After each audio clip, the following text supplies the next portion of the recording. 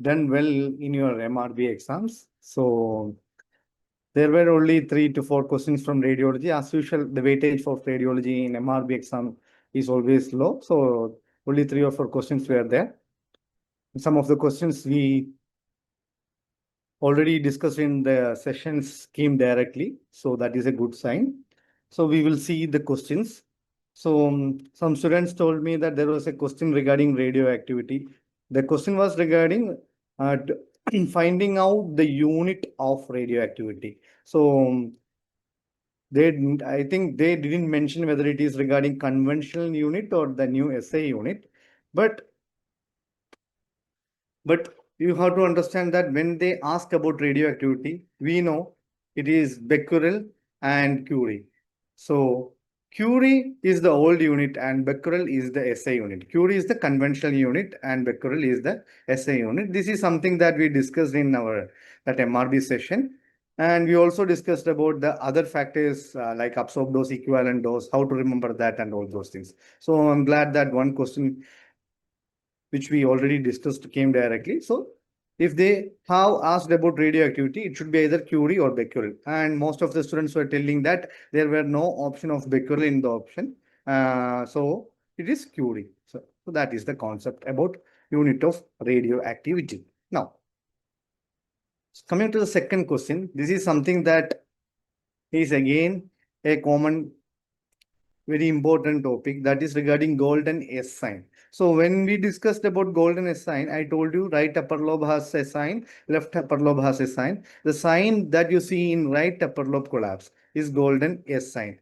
And so this was also already given in that one-liner session about golden S sign. And some of the editions had a printing error. So we already given that along with that as a new PDF also. So that is regarding golden S sign. So what happens in golden S sign is there will be a central bronchogenic mass. That central bronchogenic mass will cause obstruction of the bronchus. So when there is obstruction, there is no airflow. So it will cause the collapse of the upper lobe of the lung. So if that is right upper lobe collapse, the sign is called as golden S sign.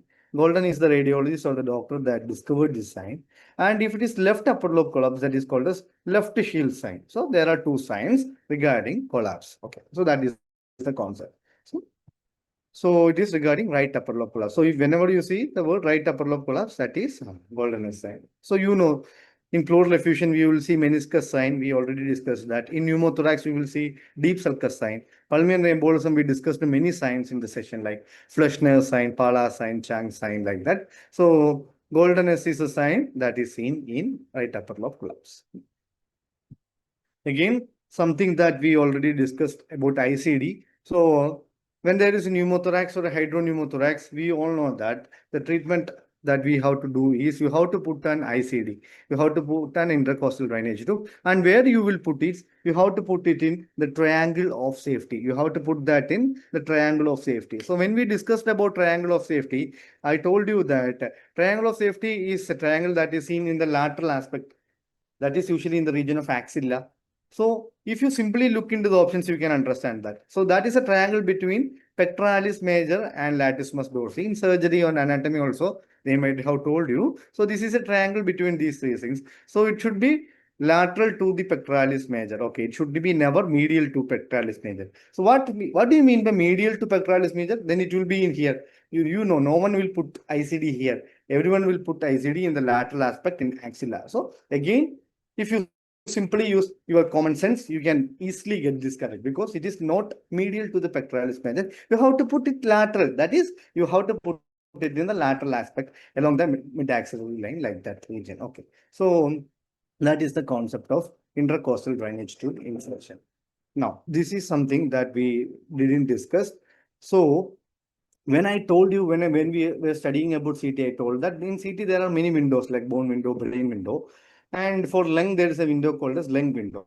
But here the examiner made this question tricky or difficult. Actually, this is a difficult question because instead of giving lung window for finding out free air, the question is how will you minimize the error of missing free air? So how will you find out free air using CT? That is the question. Actually, for this, you need a window called as lung window. So if the examiner has given lung window, like bone window, soft tissue window, lung window, everyone would have easily got it correct. But what they did is, instead of that, they give that terminology called as broad window, because this is something that no radiologist routinely use. No one will tell that broad window, but they went into the theory part and they picked this question up. Okay, so this is not something which is very usual. This is an unusual one. This is actually a difficult one. So this is broad window.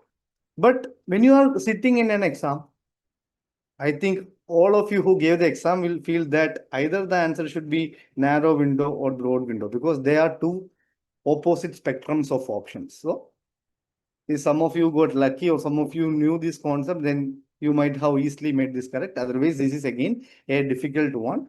And this broad window, narrow window terms that are absolute now, usually we use the term lung window, not broad window. Okay.